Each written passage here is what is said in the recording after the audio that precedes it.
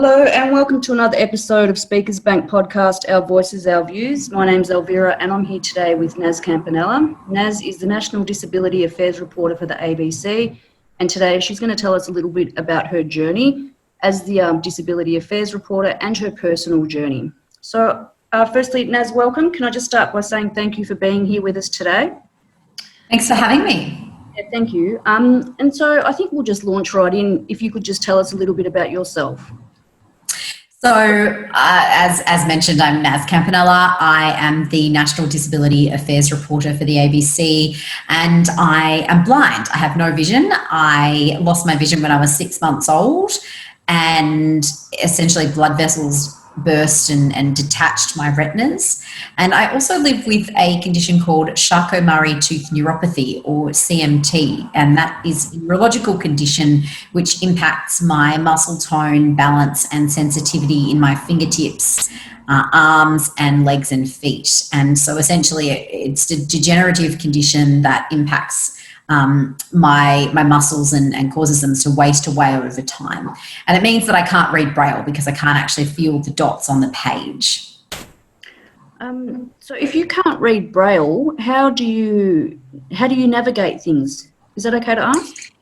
So basically, because I can't read Braille, and that is or has been the predominant way that people who are blind or vision impaired learn, I had to therefore start using different technology, and essentially the thing that was most, are you editing this? My supervisor will, yeah. Okay, ask that question again. Okay, so if you aren't able to read Braille, how do you navigate reading and accessing information?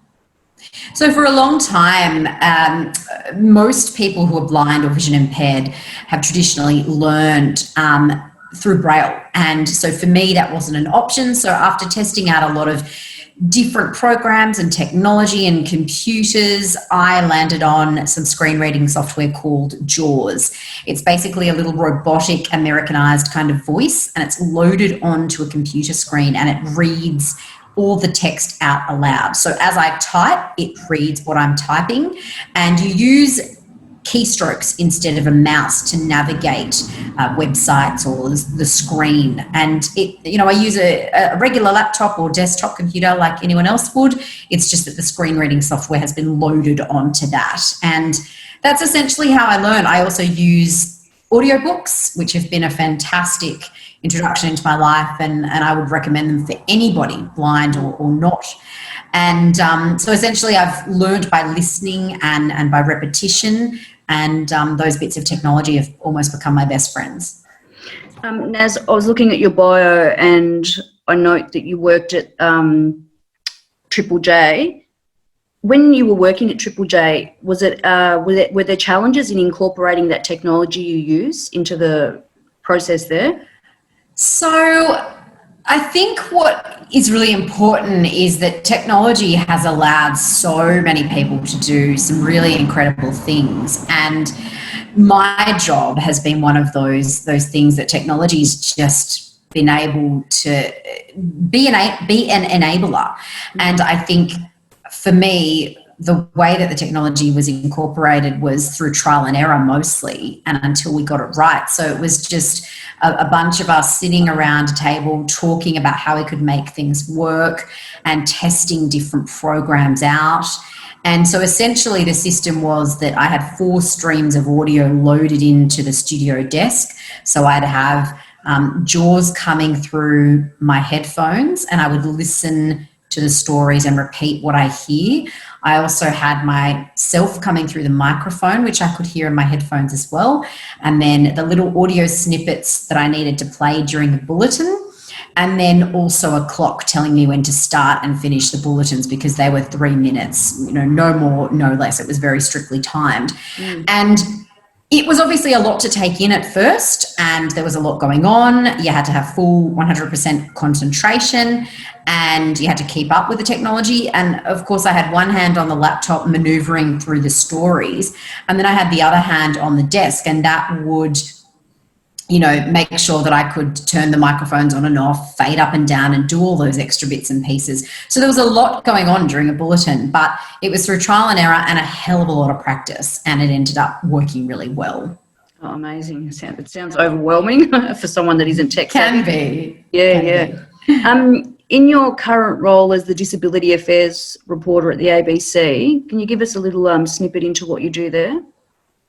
Yeah, so basically anything with disability across Australia for radio, television and online platforms is my remit, and it's been a beautiful opportunity to meet so many incredible people in my community. 1 in 5 Australians live with disability, and it's been a chance for me to meet some of those people. Obviously, I knew a lot of great people with disability in my community already, but it's been a chance to expand those networks and write about some really important issues that I felt hadn't been on the agenda until my role, basically. Can I ask you what one of those issues that kind of stands out for you might have been? Oh, look, there's a lot, but I think, I took on the role during the height of the very first lockdown across Australia in COVID-19, and it was a really good chance to hear from people who were really struggling, people who were going without medication, without food, whose costs had gone up because of, people panic buying at the supermarkets and just ripping everything off the shelves, and those brands that people normally bought were gone, and so they had to resort to more expensive products or go without. People being very unsure about whether they could have support workers into their homes, where to get PPE, and going without support. And also the Disability Royal Commission has been probably the biggest story that I've been following. I've covered 9 or 10 public inquiries now, and they've been on issues ranging from education to the use of psychotropic drugs and COVID-19 itself and its impact on the disability community. And I think it's really hearing from people with lived experience that is the best part of the job, and being able to provide a platform for those voices to be heard, to be seen and to be recognised. Yeah, absolutely, I agree. Is it okay to ask, from a personal point of view, some of the challenges that you've had to, what are some of the challenges that you've had to overcome, and how many would you say, what sticks out for you more, like the personal or the systemic kind of challenges? I think the challenge that really sticks out to me is the attitudinal impact of people telling you can't do something, or that you shouldn't do something, or that an opportunity isn't something, a particular opportunity isn't something that you should be thinking about. For example, when I was looking at becoming a journalist, I had countless people tell me that it wasn't going to be the industry for me, it wasn't going to be the role for me because I couldn't see. And it was just the case that they couldn't see beyond their own prejudice. And discrimination is something that's popped up quite a bit. It was there when I was looking for work. It's there when, and it's both conscious and unconscious, I would say. And I think, there's little things where people say things to me like, you look really nice in a particular dress, or they're surprised that I'm going to work, or they're really shocked that I am married. And it's that unconscious bias where they don't think that they're being discriminatory or hurtful. But it's very clear that they've never thought of people with disability as being married, or as being taxpayers, or as being into fashion, or loving food, or cooking, or wanting to have children, or wanting a professional high profile career, any of those things. It's almost like they don't perceive disabled lives as being the same as their own. And I think that's something that has just come up time and time again. And I really hope that my role can change that, because I hope that I can have people in my stories that show that that's just simply not the case. How would you ask the wider community? So I guess what you're talking about there is like those cultural, societal biases and those individual biases that some people don't even know they have, how would you ask us to challenge ourselves, or for people to challenge themselves with those biases? I think it's pretty simple. I think it's read content by people with disability rather than written by non-disabled people about people with disability. I think it's really important to talk to people with disability, ask us questions, get to know us the same way that you would get to know anybody else. Be respectful, be open to listening and learning. Don't assume that you know what's best for us or that you know how best to support us. And quite simply, there's no other way to put it, but basically just treat us like you would treat anybody else. That's where it all starts. Yeah, it's really heartening to see in the AOD communities, in the mental health communities, the push for like peer support workers and people with lived experience. I think we're moving in the right direction. I hope it happens quicker, but it's really heartening to see it happening in the disability space as well. And I think it is happening. I think I'm the eternal optimist, and I think it is happening, albeit extremely slowly, as you mentioned. But I think we are at a precipice in time and in society where we're making real change, and people who are making that change are the people with lived experience. And absolutely. I think that's what's so brilliant about it. Yeah, absolutely. We might just finish on talking a little bit about the roles that you have as a public speaker, and so what those roles entail, and if you were to encourage people that are looking into going into public speaking with their own lived experience, kind of a few points that you might get across to them.